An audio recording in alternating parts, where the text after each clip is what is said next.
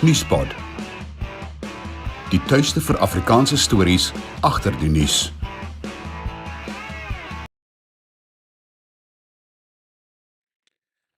En op Woensdag 10 April, knap na 1, verwelkom ek jou by Nuusfokus, ons daaglikse middag nuusprogram. En in ons nuusbulletin vandag, binnelandse sake stel 'n nuwe afstandswerkvisum in. Die DA wen sy saak vir meer buitelandse stemlokale en 6 verdagtes word aangekeer vir die moord op die sokkerspeler Luke Fleurs. Die minister van Binnelandse Sake, Aaron Motsoaledi, het 'n byvoeging aangekondig tot Suid-Afrika se visumaanbiedinge, naamlik die afstandswerkvisum. Die visum is ontwerp vir mense wat in ander lande werk, maar afstandswerk wil doen terwyl hulle in Suid-Afrika woon. Dit is gemik op beroepe soos inligtingstegnologie, auditering en finansies. Motsoaledi sê aansoekers moet minstens R1 miljoen jaarliks verdien en sal vir 6 maande belastingkwytskelding kry op hulle werksinkomste.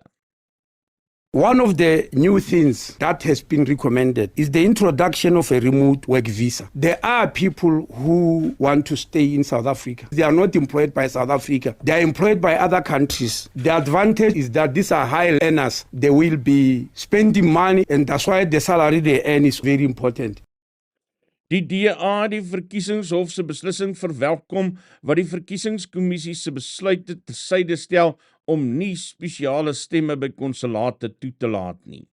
Die DA het die OVK en die Departement van Internasionale Betrekkinge en Samewerking in Februarie hof toegeneem om te versoek dat ambassades, hoë kommissariate en konsulate in volgende maand se algemene verkiesing as stemlokale gebruik word. Die voorsitter van die DA se Federale Raad, Helen Zille, sê dis 'n groot oorwinning vir Suid-Afrikaners wat oorsee woon. Die minister van Polisie, Bekkie, sê minstens 23 voertuie wat in Suid-Afrika gesteel en in Mosambiek opgespoor is terug by hulle eienaars sedert 'n gesamentlike aksieplan in Februarie verlede jaar ingestel is. Kele en Mosambiek se minister van Binnelandse Sake, Pedro Ronda, het 'n tegniese werksgroep in Maputo afgehandel.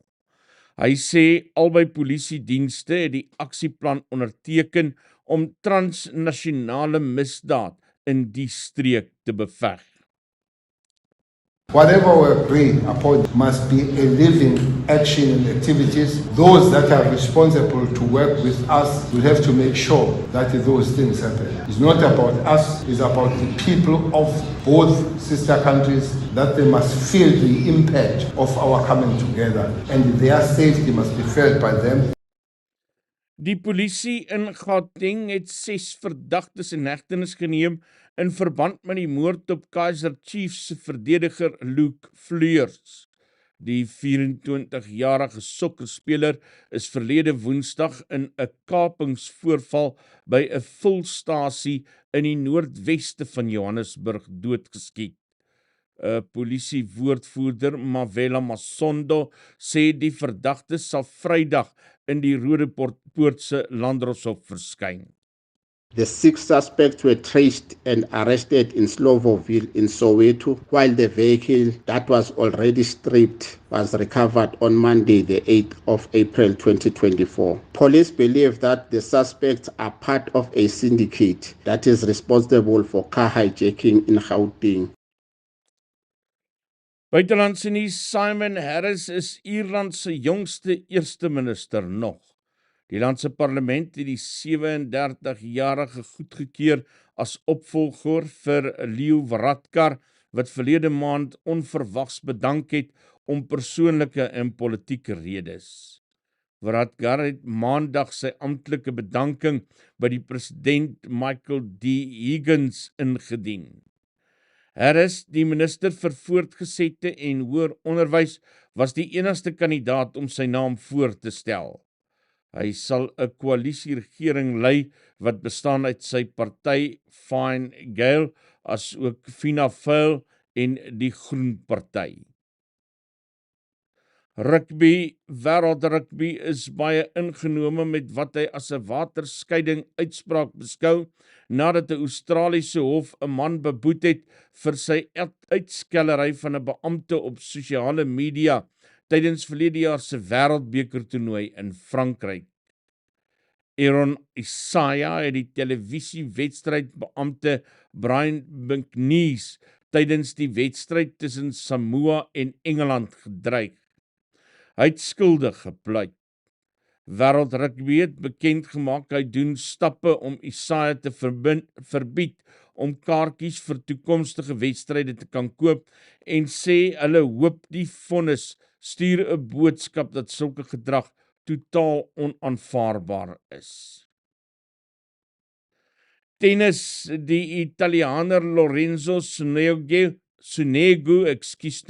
is die gelukkige verloorder wat die derde gekeerde Carlos Alcaraz op die Monte Carlo meesterstoernooi vervang. Die Spanjaard moes onttrek weens 'n besering aan sy regterarm. Hy was vroeër bekommerd oor 'n enkel besering wat hom die afgelope tyd gepla het. Alcaraz het onttrek voor hy sy eerste wedstryd van die toernooi teen Felix Auger-Aliassime moes speel. Die Kanadees het nog 'n Italianer, Luca Nardi, in die eerste ronde in 2 skoonstelle geklop. Finansiële aanwysers, die rand verhandel teen R18.53 teen die dollar, R20.12 teen die euro en R23.50 teen die pond. Bitcoin verhandel teen $69.106.92.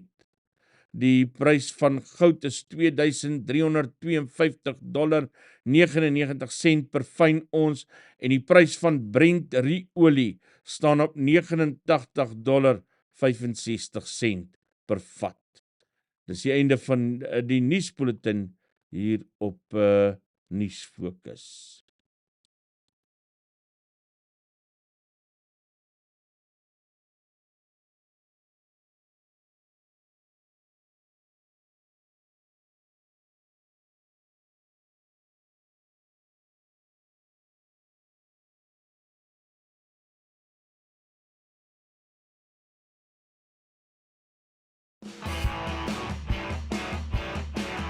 Nuuspod. Die tuiste vir Afrikaanse stories agter die nuus.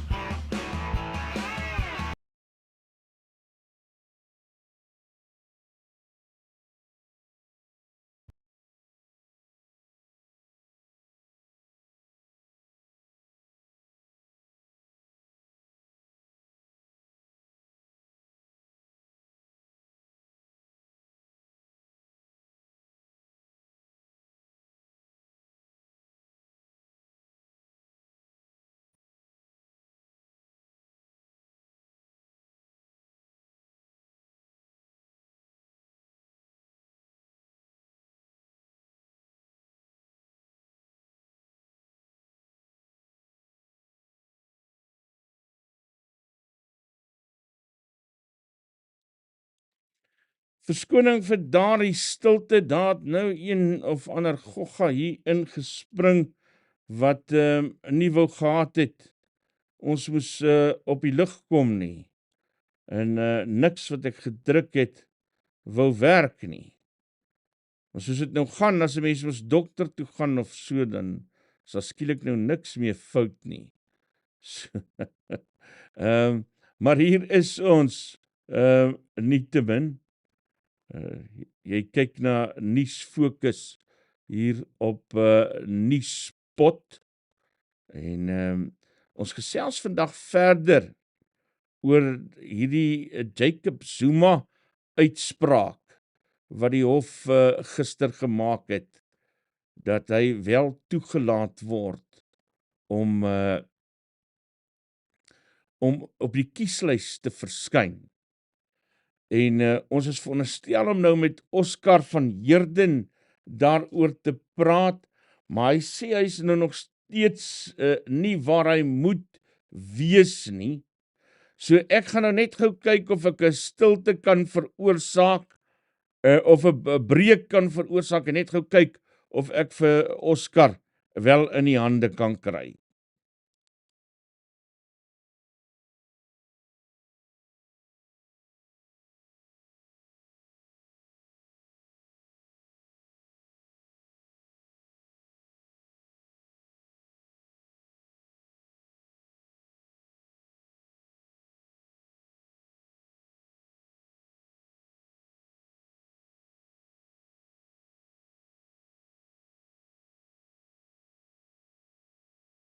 Nee, daar's inderdaad 'n probleem. Kom ons gaan val weg met die eerste met 'n ander bydra dan, en ons bly by die Jacob Zuma saak. Ons gaan nou weer vir Oscar in die hande probeer kry en by hom hoor hoe dink hy oor die Weskaap saak, waaroor hy veronderstel is om eers met ons te praat. So ons gaan so 'n bietjie later met hom praat en dan beweeg ons nou na die Jacob Zuma saak toe. En ek praat so bietjie later, so 1:30 se koers met professor Andrei Dievenage oor die politieke implikasies daarvan. Intussen het Roman Kabanak van Morning Shot interessante bespreking vanoggend oor die saak gehad, en ek gaan nou 'n snit daarvan speel. Die materiaal gebruik ons natuurlik met sy toestemming. So hier is Roman in sy bespreking van die saak oor Jacob Zuma.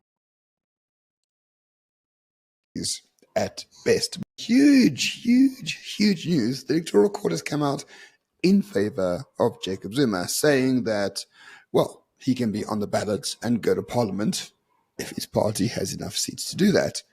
This is huge and very surprising. So, ladies and gentlemen, let's look at what this actually means. Well, you may look at this and say, oh, I don't want Jacob Zuma because, he's a crook and a thief and whatever else. But the reality is this actually is really important, because what it does is it eats into the ANC's majority. So where some analysts were predicting that the ANC could get anywhere between, say, 48% and possibly up to 56% of the vote, we've seen massive swings in the vote. This is making it very unlikely. So the actual vote statistics are now looking like the ANC is going to be, well, a 30% party run by 30%ers. Yeah, the irony is rather palpable. So as I've said on this platform numerous times, before Zuma, ANC could maybe cobble 50%, huge surge before the election. With Zuma and MK, they've eaten 6% of the national vote. They've eaten 20% of the KZN vote, of the ANC, that is. And therefore, the ANC is really in the doldrums. It's really, they're going to get like high 30s at best. But what is more interesting is what are therefore the conditions for the potential coalitions or agreements after the election. Let us put down a few facts. Julius Malema, Jacob Zuma, Cyril Ramaphosa, they don't see eye to eye on most things. Arguably, Jacob Zuma and Julius Malema get along, but not as well as one would think. So if Cyril stays with the ANC, which we think might happen, he has no choice but to work with people who aren't the EFF and who aren't the MK. It is as simple as that. I think the choices based on this court case and this judgment have narrowed down significantly for the ANC. So it's becoming very interesting now going into the election cycle, because, as you very rightly said, this does reduce a lot of everybody's opportunities in terms of what vote percentages they're going to take. But now we have to look at what this could possibly look like in terms of a coalition government. Yeah, it's not going to look good, because effectively the coalition partners would have been three before. It would have been, remember, typically the top three parties being the ANC, the DA, and the EFF. Now we're looking at the ANC, the DA, the MK party, and then the EFF, because effectively all the statistics have shown us where the ANC, the EFF, and MK all go in competition, MK may eat into the ANC vote, but it obliterates the EFF vote. So all those votes effectively go to MK. So now you have to look at the potential coalition configuration that you could get. Well, the potential first configuration you could get would obviously be ANC, MK, and EFF. The problem is that you have personalities that don't necessarily agree. You potentially could get Zuma and Malema to agree on something, but they're not going to work with Cyril because Cyril has a vendetta now against Zuma. Remember what he's effectively done. And if you look at the cabinet configuration in the ANC, it looks very much like a lot of the hardcore commies, the Zuma type individuals. They're all retiring. So you kind of left with the more Cyril-orientated crowd. So now you've got a very Cyril-configured ANC having to effectively work with, well, Malema or Zuma. That makes it it doesn't make it impossible, but it makes it very unlikely. The net result would then be that the most likely configuration is that either Cyril has to say, I've lost the fight, here's the party back, Zuma, it's yours, and then he retires, or he sides with the DA and hopes that the next 5 years means basically the death of Zuma. Once he's died, he can kind of continue to do whatever he does, and Zuma will never get to actually be president again. The alternative is, if the votes align, you could say ANC and EFF, but the ANC has already highlighted that capital flight would mean that the configuration with anything with the EFF, solely ANC and EFF, would be highly undesirable. So this really does open up numerous questions on the coalition front. It really does, but also let us not forget, what is the point of the EFF and MK? Is to take over the ANC, guys. These are all the babies of the ANC. They're all fractions of the ANC that have fractured out and become their own political parties. They all come from the ANC. So what do they want to do? Go back, take it over, and grift till the cows come home. The ANC knows that. The ANC doesn't want to be taken over by these people. At least with the DA or the IFP or someone else, they're going to understand the ANC exists. We can work with the ANC and we have no inhibitions or problems with it existing. We don't want to take it over. The DA doesn't want to take over the ANC. MK does. EFF does. So this court case and this judgment really, to me, has solidified the fact that there will be some sort of government of national unity. It'll be the Moonshot Pact plus the ANC or something like that. The numbers won't align for anything else that makes sense for the ANC. The ANC will be dominant and will choose which partner to choose, as they still are an important part of politics. But I suspect they will choose the party that's going to allow it to exist materially for the next 5 years. And that's going to be the DA/Moonshot Pact. Yeah, and so you may look at this and say, yeah, but why would the DA want that? Yeah, but that's actually a lot easier to understand, right? The reason the DA would effectively want that to allow the ANC to continue is because fixing this place isn't exactly easy, though, is it? So would you really want to be the one at the helm of government, basically looking at everything and then going, but we couldn't fix it? Because that would destroy any credibility of your party. Instead, it would be much better for you to allow the ANC to continue in its own existing, its own configuration, and say, yeah, but it's them. See what they did. It's a continuation of them. Basically allows you to almost like divvy some of the responsibility back to the party who broke it. In contrast, if you do anything with the EFF or even MK, that all comes with it great degrees of responsibility, actually of power relinquishing. So the ANC would actually have to be prepared to give up power at a national level. I really can't see that happening, mate. In which case, the only real logical configuration left is government and national unity. There is very little cards left for the ANC to play. And Zuma has ensured that this is the case. Indeed. So Cyril, how do you feel now? Idiot. Pardoning someone who's going to screw you in the end. That's just karma. I really love it. Zuma, I think we should vote for MK now because he's going to really screw the ANC completely, force it into the corner it doesn't want to go into, which is the reasonable corner, the pragmatic corner with the DA and the IFP and the Free Front Plus and all the rest of them. And yeah, big losers today, ANC, big winners, MK, big winners, hopefully South Africa. Dis Roman Kavanagh van Morning Shot wat so gesels oor die moontlikhede wat kan ontstaan uit die verkiesingshof se uitspraak oor Jacob Zuma en dat hy wel verkiesbaar is vir die komende verkiesing. Hierdie gesprek was veronderstel om nou eers te begin, omdat ek eers veronderstel was om met Oscar te praat, maar omdat Oscar nou 'n probleem het, gaan ek nou eers met hom kan praat. So daar gaan nou 'n onderbreking kom in hierdie tema oor Zuma, want die veronderstelling was dat Andrei Dievenage nou na hierdie gesprek so gevolg het, wat nou nie die geval gaan wees nie. Maar partykeer speel jy dan maar die kaarte wat jy het. Kom ons hoor of Oscar al beskikbaar is om met ons te kan praat.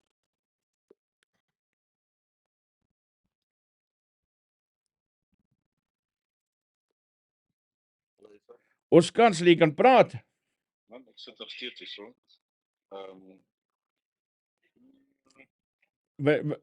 Miskien kan jy maar vir die klompe lesing gee daar.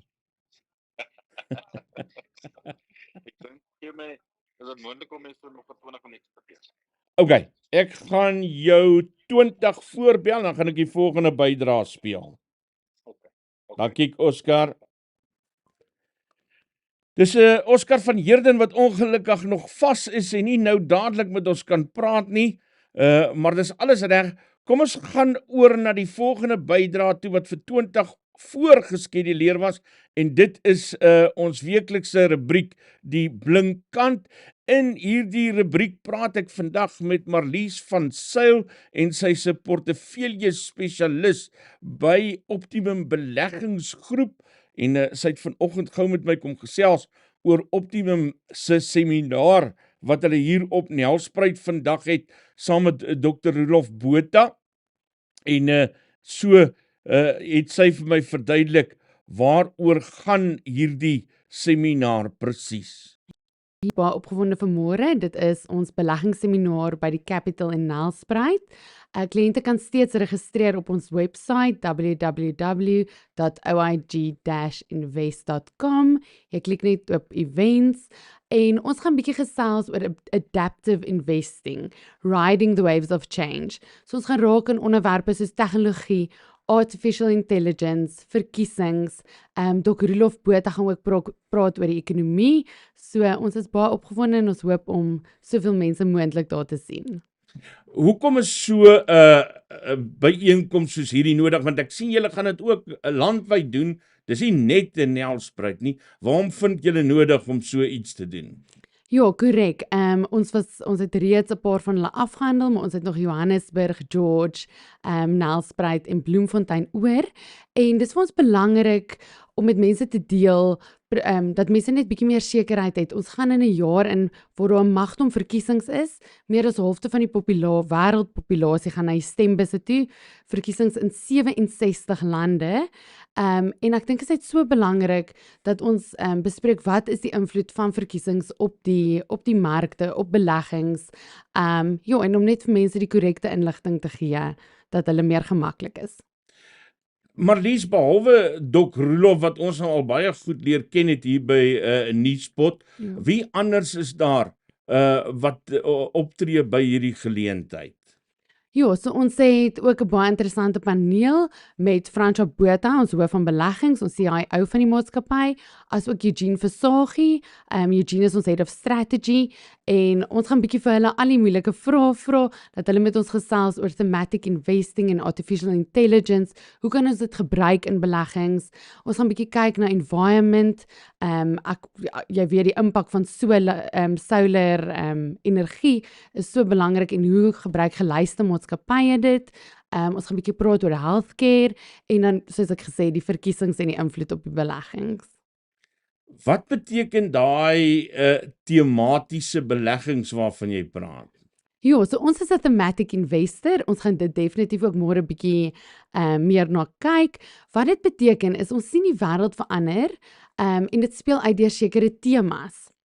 Nou ons probeer in hierdie temas belê, maar ons moet natuurlik toegang kry na hierdie maatskappye teen die regte prys.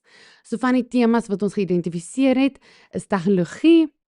Ja, daar gaan ons nou praat oor artificial intelligence en hoe ons dit kan gebruik in beleggings, om byvoorbeeld deur groot hoeveelhede inligting te werk. Ons gaan kyk na demografie. Baie lande, Suid-Afrika en Kluis, het 'n groot gedeelte van die populasie wat ouer raak. So hoe gebruik ons dit as ons dit weet? Ons belê in companies wat medisyne maak, jou pharmaceutical companies, enigiets soos 'n Dischem, Clicks, jou private hospitale. Ja, so ons gaan dit bietjie, die verskillende temas waarin ons belê, ons gaan bietjie dit ontpak.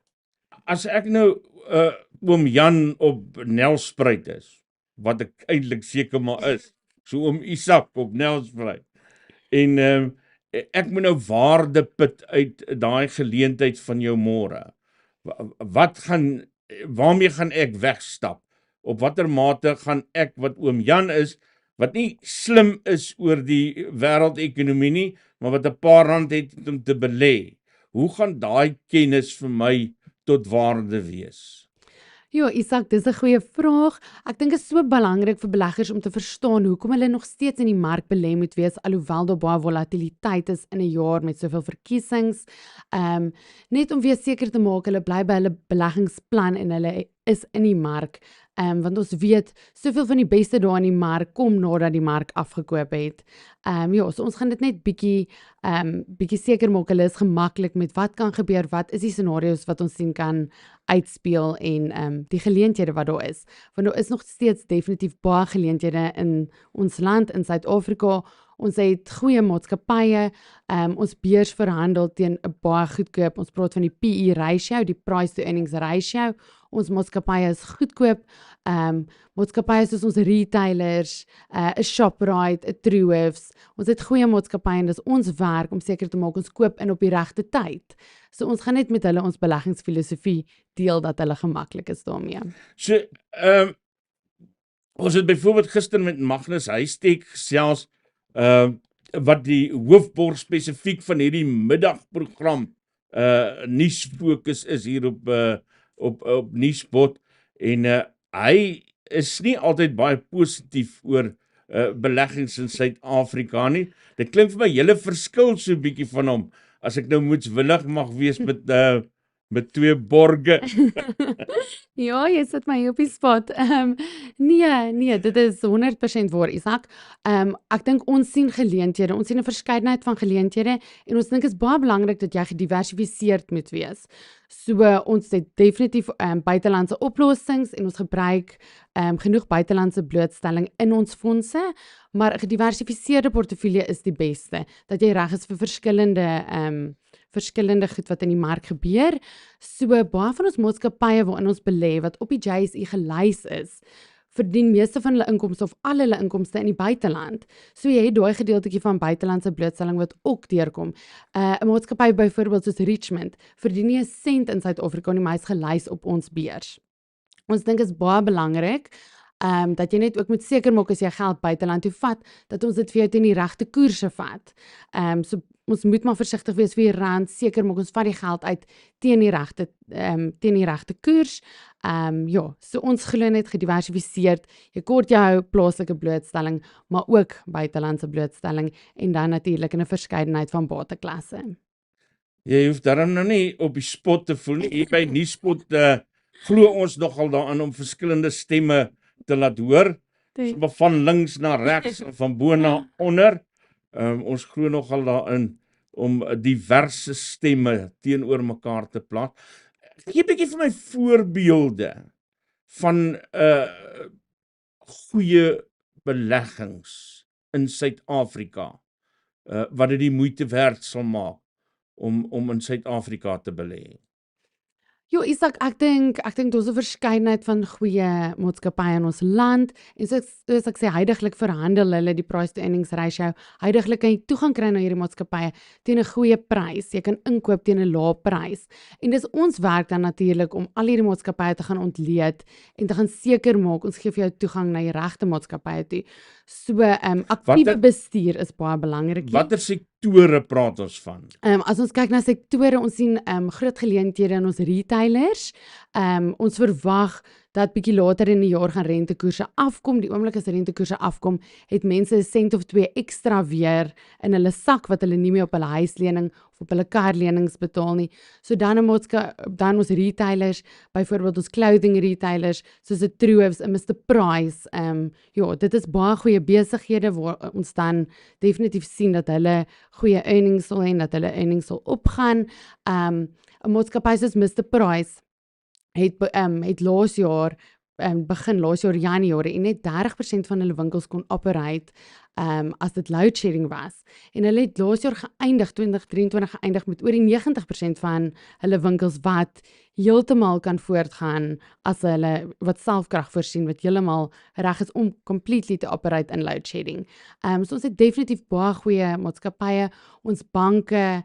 So ons sien nog baie geleenthede, maar soos ek sê, dis ons werk om seker te maak ons koop in teen die regte prys in hierdie maatskappye. Kom ons praat gou, jy het nou gepraat van 'n belangrike ding, naamlik die verkiesings wat wêreldwyd besig is om plaas te vind. Hier by ons seker een van die belangrikste verkiesings as 'n mens die gemoed van Suid-Afrikaners in ag neem. Watter invloed het dit op 'n beleggingswêreld? Ja, nee, soos ek gesê, 2024 is 'n unieke jaar. Demokratiese lande het of elke 4 of 5 jaar hulle verkiesings en dan elke 20 jaar val dit half saam. So ons het 67 lande wat verkiesings het, halfte van die populasie gaan stem bis toe. En soos ons weet, die oomblik as daar verkiesings is daar baie noise in die stelsel. Ons moet versigtig wees vir die media. Halfte van die goed wat gesê word deur die partye word nie altyd geïmplementeer nie, maar ons skrik so vinnig. Die oomblik as mense onseker is of as daar baie noise is, veroorsaak dit volatiliteit in die mark.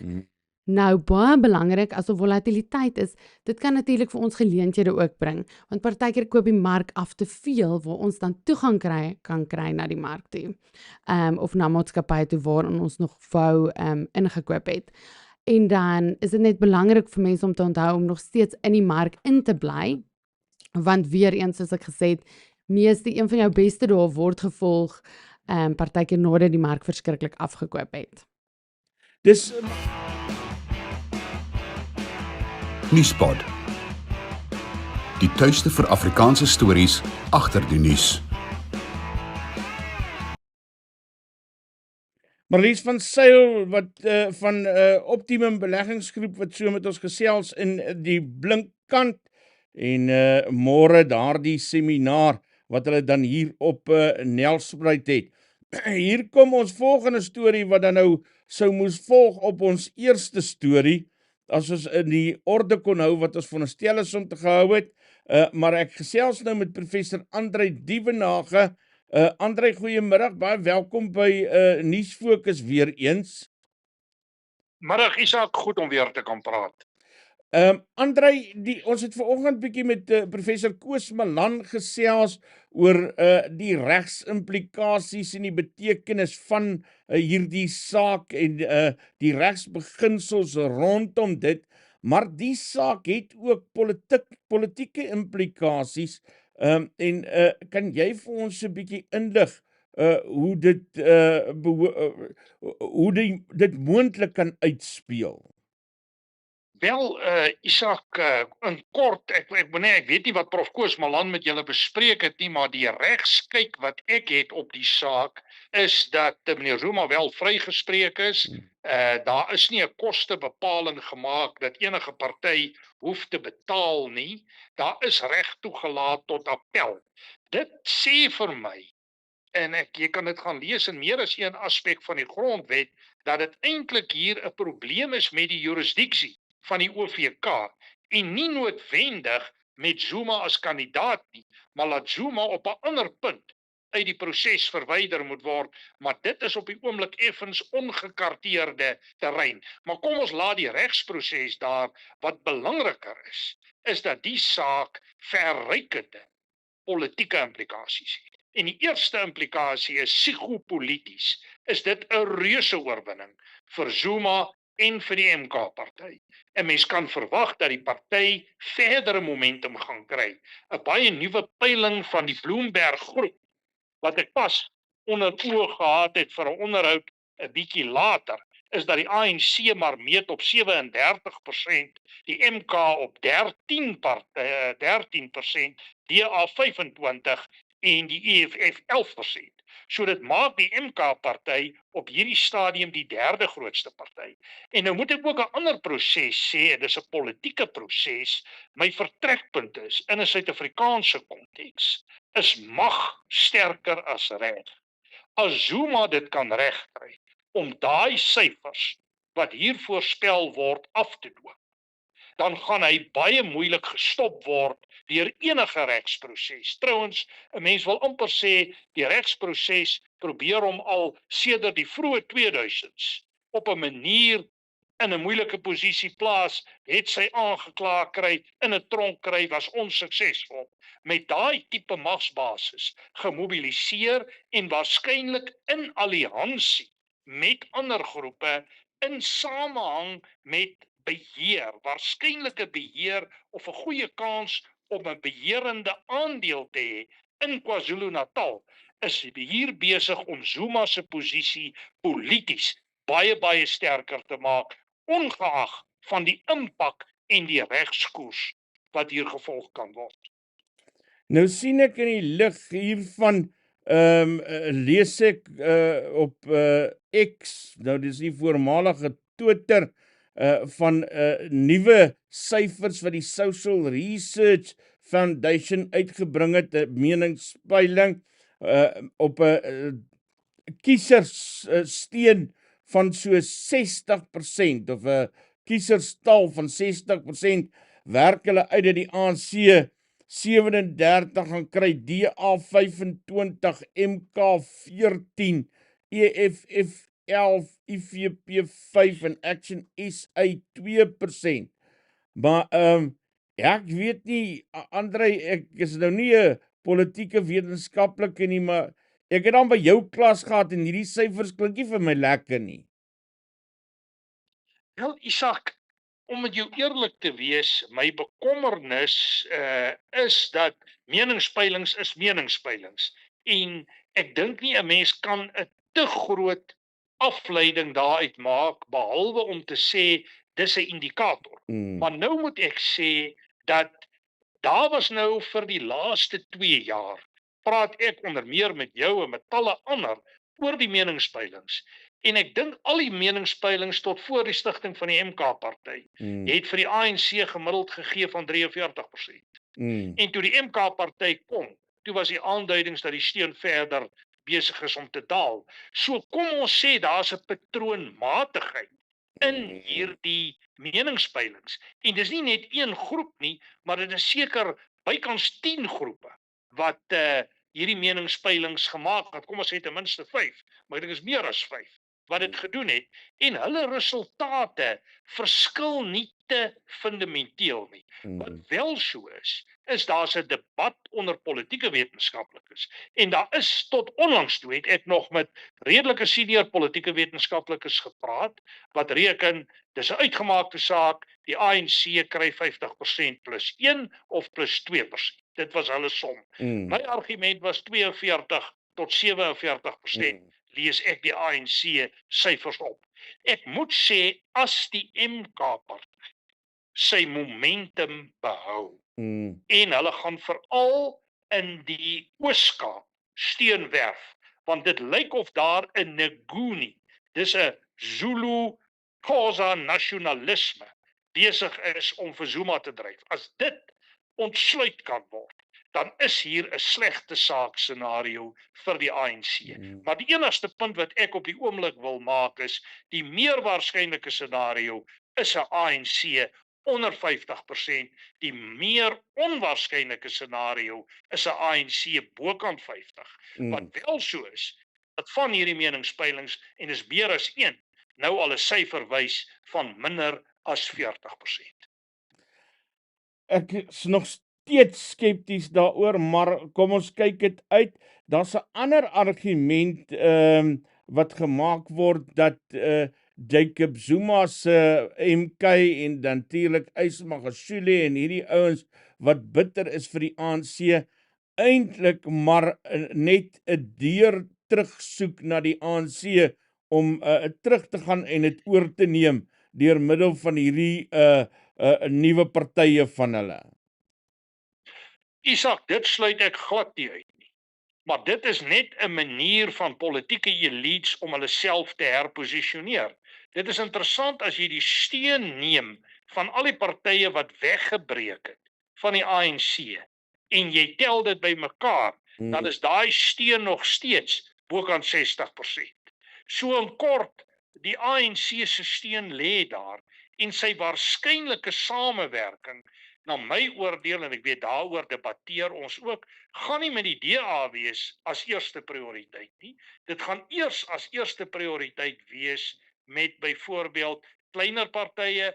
As hulle swakker doen, gaan dit 'n groter party wees, dan kom partye soos die IFP die spel, maar veral dan as dit 'n groot steunverlies is, jou 3 primêre partye, en op die oomblik lyk dit vir ons na die EFF, dit lyk na die MK party en die DA. En van die 3 is die DA vir my die meer onwaarskynlike strategiese vennoot.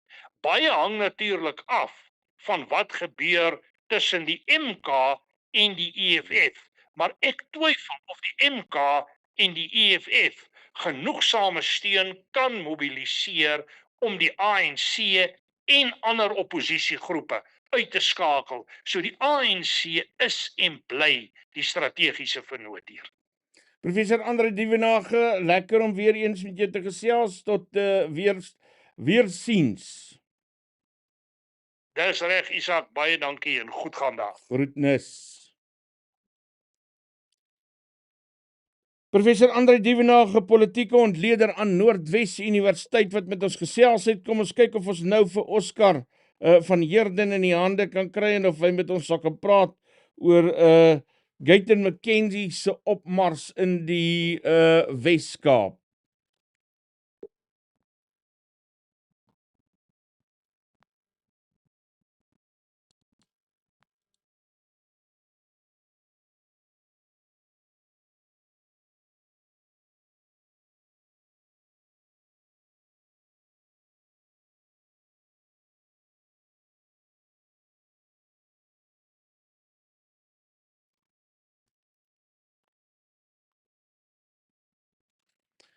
Dit lyk vir my ons het inderdaad 'n probleem daar met Oscar. Kom ons gaan na ons volgende storie toe en kyk of ons dan weer vir Oscar in die hande kan kry. Ek bel vir Hugo Kreer, hy's 'n siviele kerningenieur en 'n energiekenner. En ek wil by hom weet hoekom Suid-Afrika nie windplase op die see het nie, na aanleiding van 'n artikel uit My Broadband uit.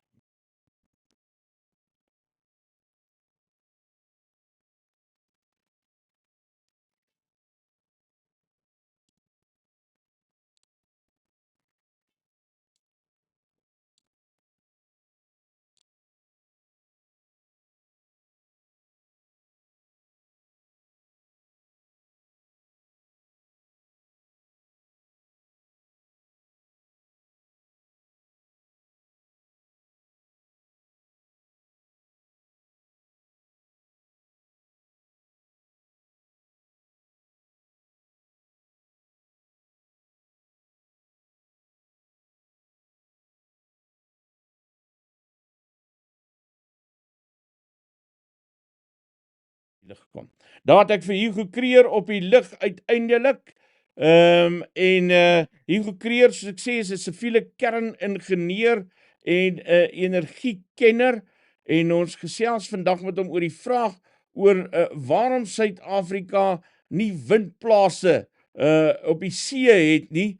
Daar's 'n lekker artikel in My Broadband gewees en hulle skryf daar South Africa is above average onshore wind resources and lack of a clear government policy framework are the main reasons the country is yet to venture into offshore wind energy. Maar ek het nou vinnig met Hugo voor die tyd hieroor gesels en eintlik is daar ander redes ook, nee, Hugo. Ja, hi, Isak en dankie vir die luisteraars. Maar vir so verduidelik, ek het selfs gewerk in wind. Jy moet 'n onderskeid maak tussen landwind en seewind. Okay, onshore en offshore, soos dan van praat. As jy op die land bou, is dit baie makliker om dit in die netwerk te integreer en dit skryf hulle self in die artikel.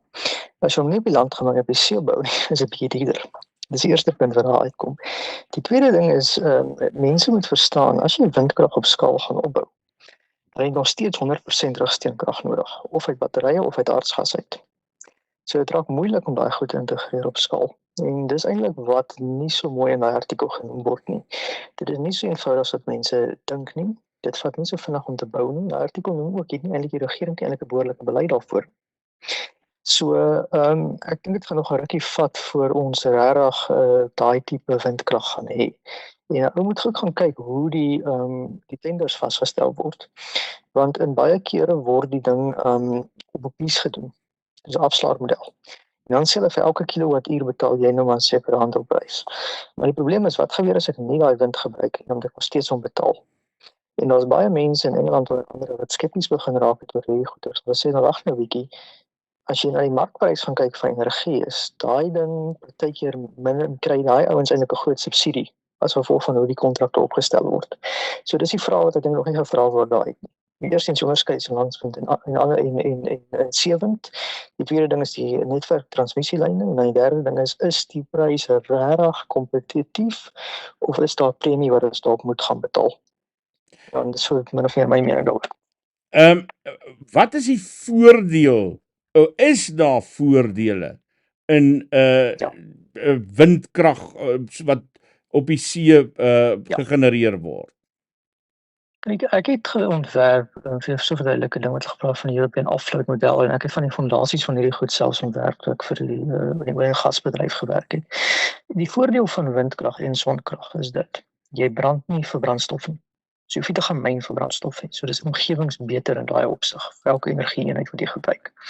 As daar gewoonlik nie son is nie, is daar wind. Suid-Afrika het goeie sterk windpotensiaal by Richards Bay onder andere. En ook reg om die see, ons die sterk wind het. Dis die voordeel. So die voordeel is die potensiaal wat daar wel is. Okay. Die nadeel beteken is hoe bou jy en hoe implementeer jy daai dinge, integreer hom in jou nasionale stelsel. En wat jy eintlik nodig het is 'n regering het 'n 5 na 10 jaar plan om te sê ons gaan 'n sekere areas in die land teiken, ons gaan ons transmissienetwerk so uitbou en ons gaan hom integreer met ander stelsels. So die vraag wat daar gevra word is eintlik interessant in 'n artikel want die ouens sê eintlik, as jy mooi die lyn is, die private sektor stel nie belang daarin. Nou so jy sou onthou ek het laas jaar toe gepraat, dis sê vir die private sektor hou nie regtig van energie nie, omdat dit langtermynprojekte is. Dit is weer voorbeeld daarvan. So wat jy nodig gaan hê om daai goeders op te skaal, is die regering gaan moet inkom en sê ouens, ons sal vir julle lae rentekoerse gee of goedkoop koopkragooreenkomste vir die eerste 2 of 3 eenhede gee. En daarna sal die private sektor dit bestuur. En dit is wat vir my nie voorkom daar nie. So begin 'n beleidsbesluit te word, dit word 'n demokratiese besluit. As jy verstaan. Ja. Dit kan werk. Landvind werk goed in sekere lande en sekere lande werk dit nie. Maar dis 'n regeringsbesluit op die einde van die dag wat jou land se energiesisteem is. En enige ou wat vir jou gaan sê dis privaat, praat vir my nonsens. En selfs die son en wind goed hierdie staat nodig. So dis half die ding wat my argument nie deurkom nie. So, ons het eintlik maar ons is nog nie daar nie. Is eintlik maar die groot antwoord, nê? Ons moet daar's is 'n paar ander goed wat ons moet probeer voordat ons vir onsself die luukse kan veroorloof om iets soos windenergie op die see te genereer. Ja, ons moet die vaardighede uitbrei. Jy moet doen in plaas van front-end engineering design doen.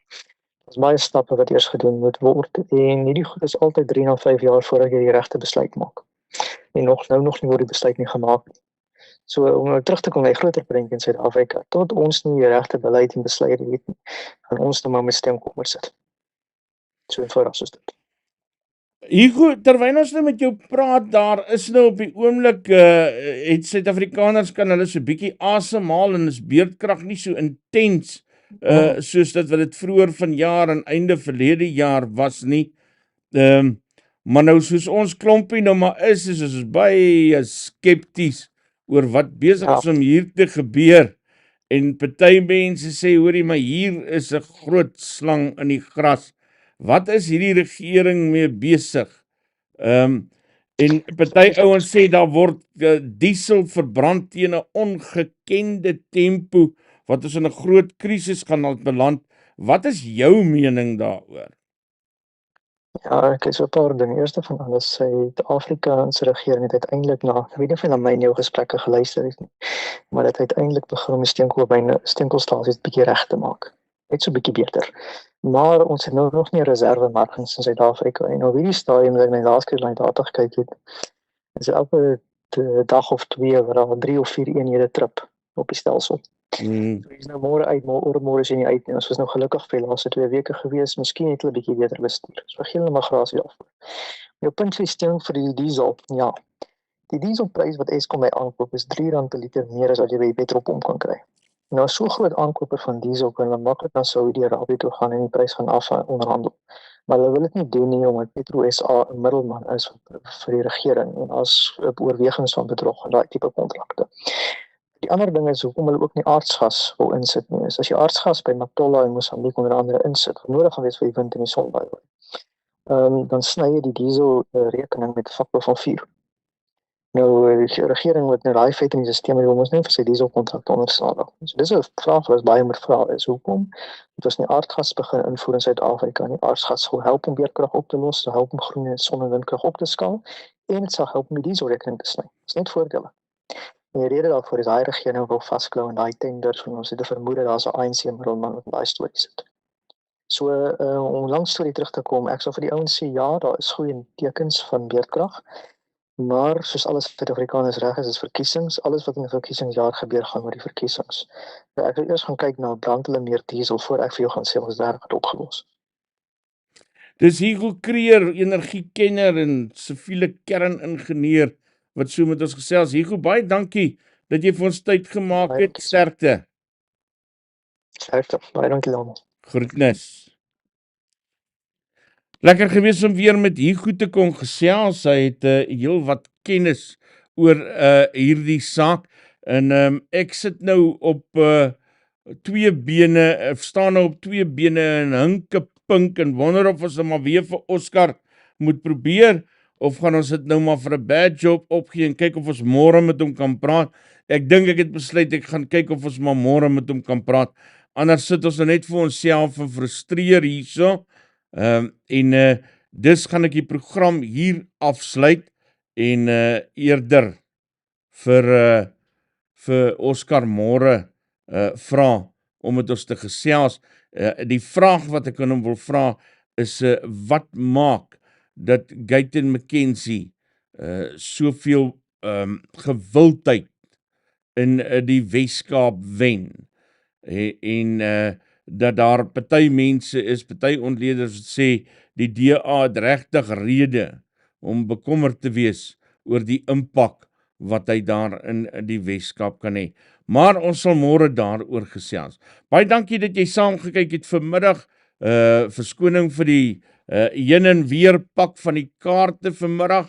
Dit was nie veronderstel om so te wees nie, maar partykeer moet jy nou maar speel soos wat hulle in jou hand het. Ons praat daarom môreoggend weer in Stroom op verder met mekaar.